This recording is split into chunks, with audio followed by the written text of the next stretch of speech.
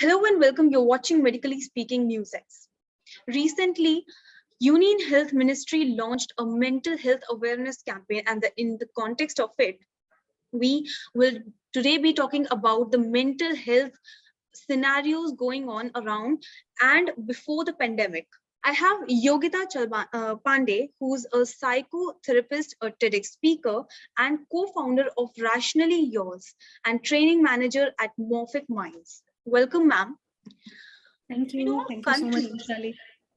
in all countries, the pandemic has had a major impact on people's mental health. Some groups, including health and other frontline workers, students, people living alone, and those with pre-existing mental health conditions have been particularly affected. At the same time, a WHO survey conducted in mid-2020 clearly showed that the services for mental and neurological and substance abuse use disorders had been significantly disrupted during the pandemic. What are the most common impacts of this pandemic that you have come across, and what are the coping mechanisms you suggest? All right. So see, Vishali, as you rightly mentioned, that this has taken a toll on various sectors of the society. So right from our frontline workers, students, so those who were working out there in the field, they had different challenges. Those who were not working in the field but working from home, they had different challenges. So I can talk about different like more or less the stress, the danger was the same for everyone, that was COVID. But still, because we are talking about mental health, everyone's mental health was affected by, we can say, of various intensities. They were having different issues. Okay. Right. So if we talk about the frontline workers first, because they are the one who were out there, as we say, they were the front line. So they had a practical danger, we would say, a practical problem of getting exposed to the virus and then transmitting the virus to their family members. So there was a lot of anxiety, pressure of also making other people all right. So that way. And I would say, when we talk about the mental health, people who were working from home, at least they could reach out to us. They had the time that way. But frontline workers, because they were so overworked and overloaded with patients and everything, they, even if they would want to, there was so little time for their self-care, that I would say that population was the most affected one. Okay. So Right. impact wise, I would say that the frontline workers did well. Right now we are at least at somewhat it is in control. I'm talking about the peak of the pandemic, when it was totally out of control. And I have many colleagues, many acquaintances, friends who were there as frontline workers. Even some little time that they would get, they would talk about their insecurities. They were not staying with their family because they were worried that they may risk the virus. So social isolation was the biggest problem, because they were under stress. And usually under stress, we seek out to speak to family members, we share time with them. And the biggest hazard in this entire pandemic was the distance. So I think distance had a huge impact. When we say COVID, there was anxiety, there was depression, and there were very less coping mechanisms available. Yes. Talking about the frontline workers that I'm saying. So they, the least that we could do was, those who were not the frontline workers, they could sit with their family, talk to them. That had its own challenges, but at least they had that option. But when we talk about frontline workers, most of them were isolated because they didn't want to, give the virus to the family members. So there was this isolation that was taking a toll on them, plus ridiculous working hours that was there. So yeah, the impact was a lot of depression, anxiety together. It mostly goes hand in hand. So that was there. But luckily the situation is under control as we are speaking now. So a lot of them are seeking help right now, when things have settled down, because of what we call as PTSD, post-traumatic stress disorder. They have seen so much, so many deaths, so many angry relatives they have dealt with. that now a few of the frontline workers that I'm talking to are having sleep issues. They are having the recurrent memories of the peak COVID period, where they were just running around. They also were as scared as the normal public, but they were more accountable. They were supposed to know the answers. So now they are reaching out to us with mostly the PTSD symptoms, where they remember the past incidences and they are having trouble managing those memories. So yes, that's an impact for the frontline workers. Talking about students and the people who were at home, the challenge was the isolation. They were not getting to meet their friends. The cafes were closed, the movie theaters were closed. So there was no point, or no way out for socializing. Now, no matter how much we say the Zoom was there, the WhatsApp videos and everything was there, But but it internet. does not replace the physical proximity that we share with our friends. So again, in that case, we have seen a lot of depression, as in they've had no one to share their time with, along with a lot of uncertainties, as in when this will end, how will this impact us ultimately. So depression and anxiety, I would say, was throughout common and is still common. Along with that, what was additional was grief, because many families Have lost. firsthand experienced grief. They lost their loved ones. So grief was something that was very prominent in most part of the world, I would say.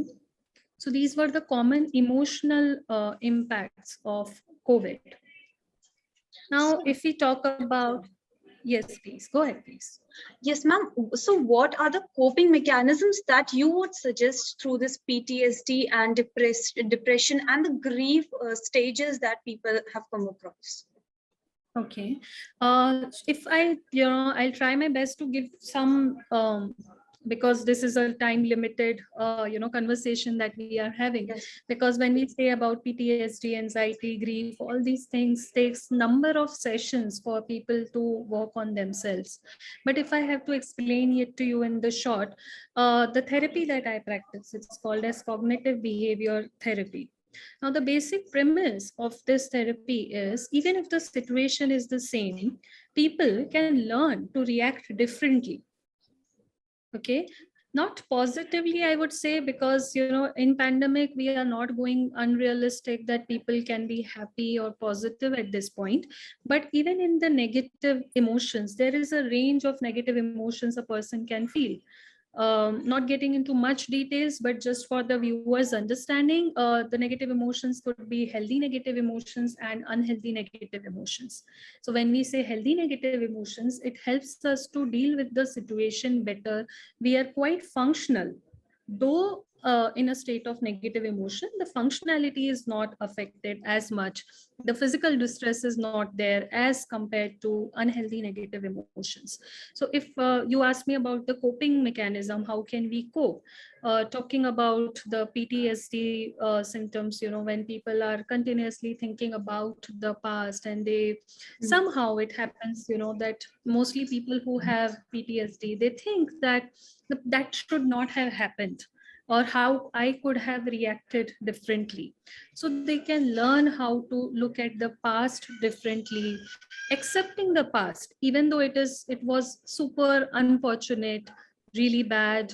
But people, even if they don't accept it, it's not going to be any different. But people have a hard time accepting when they get into the past. What if I would have done this?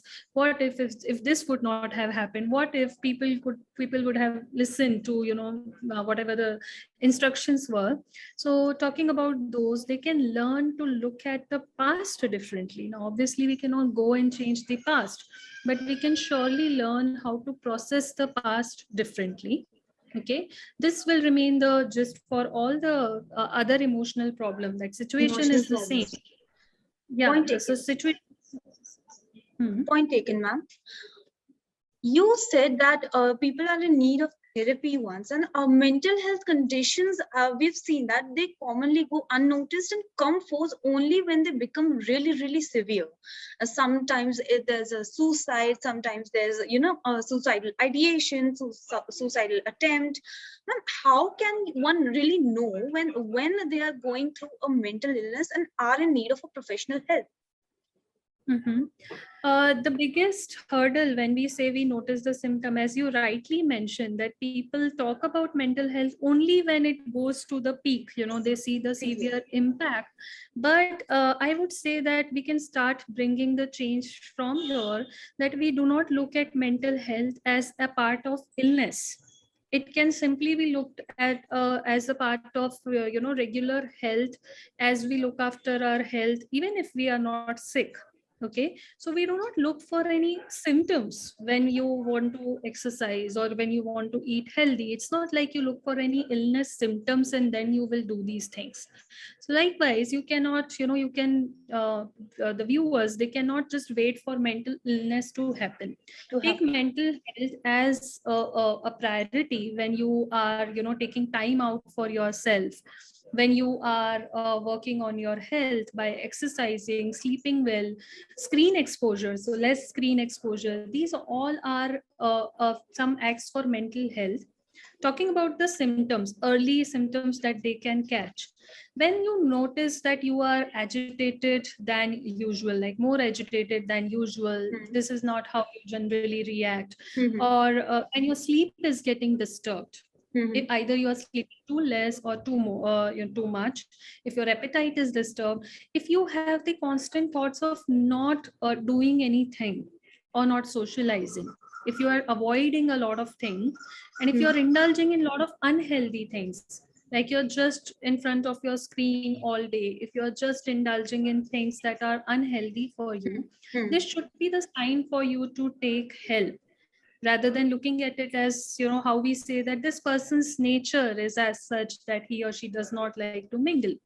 But we are social beings, so if you think that you are acting against your self-care, anything, that should be a sign for you to take help.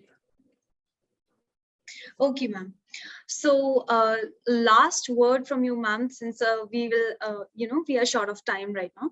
So, last word from you. You just said that we should take a look of, keep a check upon us behavior, regular behavior, right? So, ma'am, what do you suggest to the people who are not in a state of, facing the society when they're hesitant to approach a therapist or seek professional help when because of the fear of those comments and remarks that they get really from the people that tum pagal ho ya something like that? How do they deal with these remarks, and how do they get the motivation to seek a professional help like yourself? See, luckily, we are in an age where people are talking about it quite a lot, be it on social media or among their friends. Now, people are more open than ever. So, I have been practicing from so many years, but this is the time I'm seeing a lot of conversations openly happening about mental health. So, I would say rather than focusing on how to deal with people who will think you are crazy if you are seeing the therapist, work on your thoughts. You don't think you are crazy if you are seeing a therapist. When you see a general physician, if you have a fever, you don't think that you are crazy. So your brain is a part of your body, and if something is wrong in that, either neurochemically or thought wise, so it's just as a part of your body. And if you see a general physician for fever, you can see a psychiatrist or a psychologist when it is brain related or thought related. It could be, you can just keep it as simple. And with you, you guys are bringing in so many mental health professional in front. So when people see us, they will know that we are normal human beings. We don't judge. We are not going to bite you. So more of exposure to the therapist, the more they see us around, I think that will break the ice between people who want to seek help and the professionals. Okay. Thank you, ma'am. It was rather a riveting conversation with you and a really positive message from your side on this Mental Health Day special. Thank you for watching. Subscribe our YouTube channel, Instagram, Facebook, and Koo, and visit our website, medicallyspeaking.in. Thank you, ma'am, for joining us. Thank you so much. For more such videos, subscribe to the NewsX YouTube channel, hit the bell icon.